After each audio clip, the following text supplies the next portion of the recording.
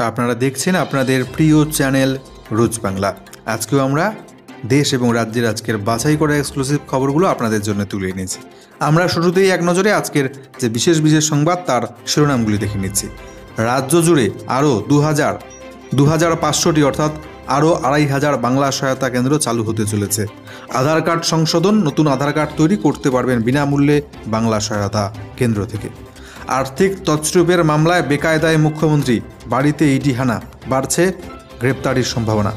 রাম মন্দির উদ্বোধন, বন্ধ এই সমস্ত সরকারি হাসপাতাল, বিতর্ক তুঙ্গে দেশ জুড়ে।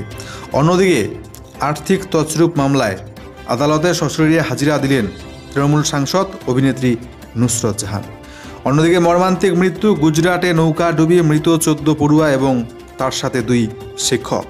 এছাড়াও ভোটের নিয়মে আসছে বড় বদল, সামনে নির্বাচন, বাড়িতে বসে নয় এবার ভোট, বিশেষ কেন্দ্রে গিয়ে ভোট দিতে হবে ভোট কর্মীদের, জানালো নির্বাচন কমিশন। এছাড়া 128টি পুরসভায় গ্রুপ ডি পদে কর্মী নিয়োগ, পূর্ণ ক্ষমতা দেওয়া হচ্ছে এবার ডিএমদের। এছাড়াও 7000-এর বেশি শূন্যপদে পঞ্চায়েত দপ্তরে নিয়োগ, মাধ্যমিক পাওয়ার যোগ্যতা থাকলে করা যাবে আবেদন। এবারের পরীক্ষায় কোনো আবেদন ফি রাখছে না রাজ্য সরকার, সবাই বিনামূল্যে পঞ্চায়েত দপ্তরে 7000 শূন্যপদের জন্য করতে পারবেন আবেদন। প্রত্যেকটি খবর জানাবো বিস্তারিত। লাইক করে দেবেন খবরটিকে, শেয়ার করে দেবেন যাতে সকলেই খবরগুলো জানতে পারে। নতুন এসে থাকলে চ্যানেলটিকে সাবস্ক্রাইব করবেন, পাশে থাকবেন। অযোধ্যায় রাম মন্দির উদ্বোধনের দিন বন্ধ এইমস সহ একাধিক সরকারি হাসপাতাল, তুঙ্গে বিতর্ক দেশ জুড়ে। কয়েক শতকের ধর্মীয় রাজনৈতিক টানাপোড়েনের ফসল অযোধ্যা রাম মন্দির, অথচ সেই মন্দির উদ্বোধনের দিন পিছু ছাড়ছে না বিতর্ক। সৌজন্যে কেন্দ্রের একাধিক পদক্ষেপ। রাম মন্দির উদ্বোধনের দিন অর্থাৎ সোমবার সমস্ত সরকারি কর্মীদের জন্য অর্ধ দিবস ছুটি ঘোষণা করেছে কেন্দ্রের মোদী সরকার। এখন শোনা যাচ্ছে ওই ছুটির তালিকায় রয়েছে চিকিৎসক, দমকল কর্মীদের মতো জরুরি পরিষেবার সঙ্গে যুক্ত কর্মীরাও। শনিবার এক বিবৃতি দিয়ে দিল্লি এইমস জানিয়েছে অন্যান্য সরকারি প্রতিষ্ঠানের মতো সোমবার এইমসও অর্ধ দিবস ছুটি থাকছে, অর্থাৎ দুপুর 2:30 পর্যন্ত হাসপাতালের সব কর্মীদের থাকবে ছুটি। যদিও ওই সময় হাসপাতালের জরুরি পরিষেবা ক্রিটিক্যাল কেয়ার ইউনিটগুলো খোলা থাকবে। এক সর্বভারতীয় সংবাদ মাধ্যমের দাবি, দিল্লি এইমস শুধু নয়, দিল্লির মোট 4টি সরকারি হাসপাতাল ওই একই ধরনের বিজ্ঞপ্তি জারি করেছে। শোনা যাচ্ছে দিল্লির অধিকাংশ কেন্দ্রীয় সরকারি হাসপাতাল একই ধরনের বিবৃতি দিয়েছে। ওই দিন প্রায় 32,000 রোগীকে আউটডোর পরিষেবা থেকে বঞ্চিত হতে হবে। এবার প্রায় 12,000 অস্ত্রোপচার সাময়িকভাবে স্থগিত হয়ে যেতে পারে। উল্লেখ্য, রাম মন্দির উদ্বোধনের দিন কেন্দ্রের পাশাপাশি বিভিন্ন বিজেপি শাসিত রাজ্যেও ছুটি ঘোষণা করা হয়েছে। সেই তালিকায় রয়েছে ছত্তিশগড়, ত্রিপুরা, উত্তরপ্রদেশ, মধ্যপ্রদেশ, গোয়া, হরিয়ানা, অসম, রাজস্থান, গুজরাট, উত্তরাখণ্ড, মহারাষ্ট্র। রাজ্যে আরও 2100টি বাংলা সহায়তা কেন্দ্র বা বিএসকে সেন্টার। এবার বিএসকে সেন্টার থেকে মিলবে আধার কার্ড সংক্রান্ত সমস্ত পরিষেবা। আধার সমস্যার সমাধানে পৃথক কেন্দ্রের পরিকল্পনা করছে রাজ্য সরকার। সূত্রের খবর, নতুন আধার কার্ড তৈরি, আধার কার্ডের ভুল সংশোধন, প্রবীণ নাগরিকদের আধারের বায়োমেট্রিক সমস্যার সমাধান করতে রাজ্য জুড়ে প্রায় 2500 নতুন বাংলা সহায়তা কেন্দ্র বা বিএসকে সেন্টার তৈরির সিদ্ধান্ত নিয়েছেন মুখ্যমন্ত্রী, যেগুলিতে মূলত এই পরিষেবা দেওয়া হবে নিখরচায়, অর্থাৎ আধার কার্ডের পরিষেবা আপনারা বিনামূল্যে পেতে চলেছেন বাংলা সহায়তা কেন্দ্র থেকে। এজন্য রাজ্য জুড়ে বিভিন্ন জেলায় মোট 2500 বাংলা সহায়তা কেন্দ্র চালু হচ্ছে। এছাড়া গোটা রাজ্যে উপভোক্তাদের অন্যান্য সহযোগিতায় আরও নতুন 1,500 এমন বাংলা সহায়তা কেন্দ্র তৈরি হবে বলে জানা গিয়েছে। প্রশাসনিক মহলের মতে, গোড়ায় আধার নিয়ে রাজনৈতিকভাবে রাজ্যের আপত্তি ছিল। আধার নিয়ন্ত্রক সংস্থা ইউআইডিএআই পরিচালিত কেন্দ্রগুলি যতদিন ছিল সেখানেই পরিষেবা পাওয়া যেত তুলনায় অনেক সহজে, কিন্তু পরবর্তীতে তেমন কেন্দ্রের সংখ্যা কমে গিয়েছে রাজ্যে, তাই আধার কার্ড সংশোধনের সমস্যা হচ্ছে রাজ্যবাসীর। তাই এবার বাংলা সহায়তা কেন্দ্র চালু হচ্ছে, যেখানে গিয়ে নতুন আধার কার্ড তৈরি থেকে আধার কার্ডের সমস্ত কাজ রাজ্যবাসী করতে পারবেন বিনামূল্যে। সূত্রের খবর, প্রথম পর্যায়ে 1000 বাংলা সহায়তা কেন্দ্র বা বিএসকে সেন্টার চালু হচ্ছে জেলায় জেলায়, সেগুলির কাজ প্রায় শেষ। পরবর্তী পর্যায়ে আরও 1139টি বাংলা সহায়তা কেন্দ্র চালু হবে। তৃতীয় ধাপে হবে আরও বাকি বাংলা সহায়তা কেন্দ্র তৈরি। এই কাজ নিয়ে ইউআইডিএর সঙ্গে সমন্বয় এবং আলোচনা হয়েছে রাজ্যের। যন্ত্রপাতির সংগ্রহ এসেছে, তাই কাজ শীঘ্রই শুরু হবে। প্রশাসনের দাবি, আগে প্রতি 28,000 জনসংখ্যা একটি বাংলা সহায়তা কেন্দ্র ছিল রাজ্যে। নতুনগুলি তৈরি হওয়ার পরে 20,000 জনসংখ্যায় থাকবে একটি করে বাংলা সহায়তা কেন্দ্র রাজ্যে। আগামী দিনে সব ধরনের আবেদনপত্রের সঙ্গে রেল এবং বাসের টিকিট কাটার সুবিধাও আপনারা বিনামূল্যে পাবেন এই বাংলা সহায়তা কেন্দ্রগুলি থেকে। তৃণমূল সাংসদ তথা টলিউড অভিনেত্রী নুসরত জাহান প্রতারণা মামলায় হাজিরা দিলেন সশরীরে আদালতে। ভিড় সরিয়ে হাত ধরে বার করে নিয়ে গেলেন স্বামী যশ। ফ্ল্যাট প্রতারণা মামলায় শনিবার আলিপুর আদালতে সশরীরে হাজিরা দিলেন তৃণমূল সাংসদ নুসরত জাহান। আদালতে জামিনের আবেদন জানান বসিরহাটের সাংসদ। ফ্ল্যাট দেওয়ার নামে লক্ষ লক্ষ টাকা প্রতারণার অভিযোগ রয়েছে অভিনেত্রীর বিরুদ্ধে। সংশ্লিষ্ট সংস্থার ডিরেক্টর পদে ছিলেন নুসরত জাহান। অভিযোগ 2014-15 সালে 400-র বেশি প্রবীণ নাগরিকের কাছ থেকে 5.5 লক্ষ টাকা করে নিয়েছিল ওই সংস্থা। বদলে 1000 বর্গফুটের ফ্ল্যাট দেওয়ার প্রতিশ্রুতি ছিল, যদিও ওই ফ্ল্যাট আজ অবধি হাতে পাননি তারা, টাকাও পাননি ফেরত।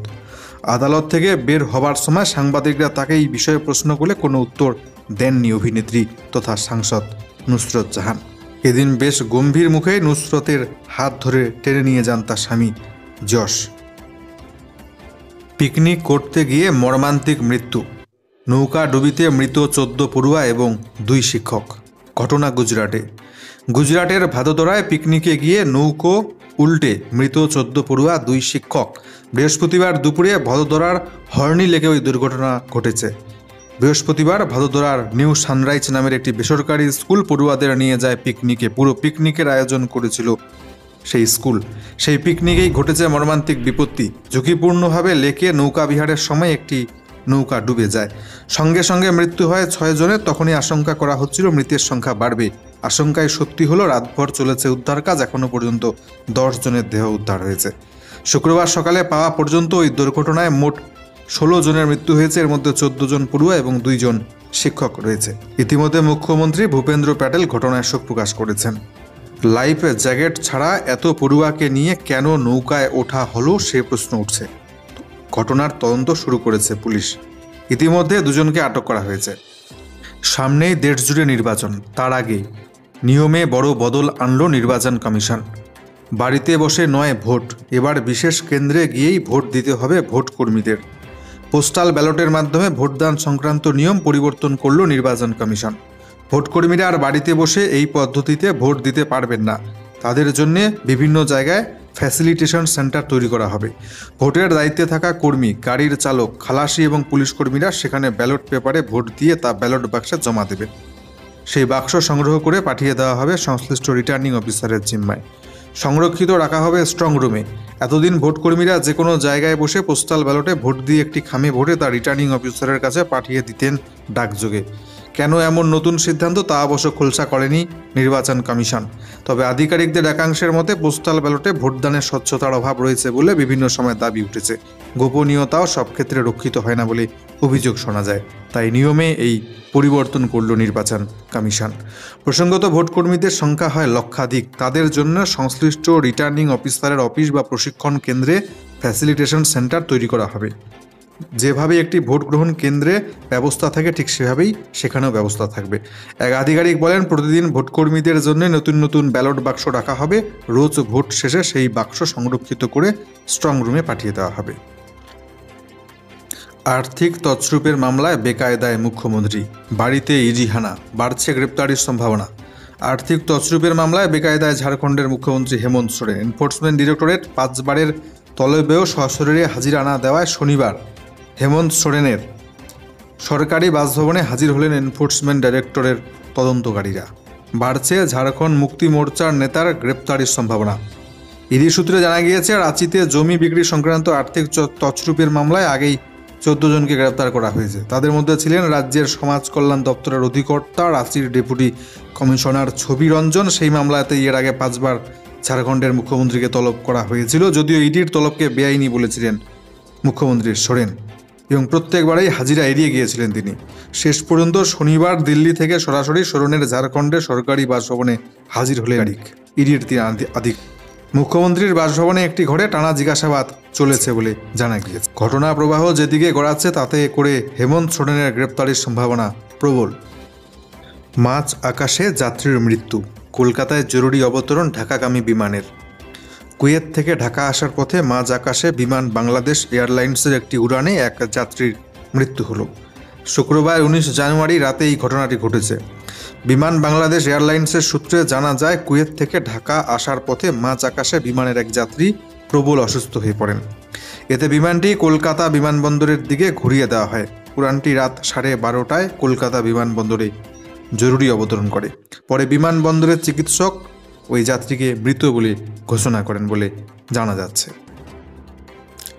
অপরদিকে গোটা রাজ্যের বিভিন্ন জেলার 128টি পুরসভায় গ্রুপ ডি পদে কর্মী নিয়োগের পূর্ণ ক্ষমতা এবার ডিএমদের দেওয়া হচ্ছে। দুর্নীতি ঠেকাতে সিদ্ধান্ত নবান্নের। পুরসভায় নিয়োগ দুর্নীতিকাণ্ডে উত্তাল গোটা রাজ্য। তদন্ত করছে কেন্দ্রীয় এজেন্সির জোড়া ফলা ইডি এবং সিবিআই।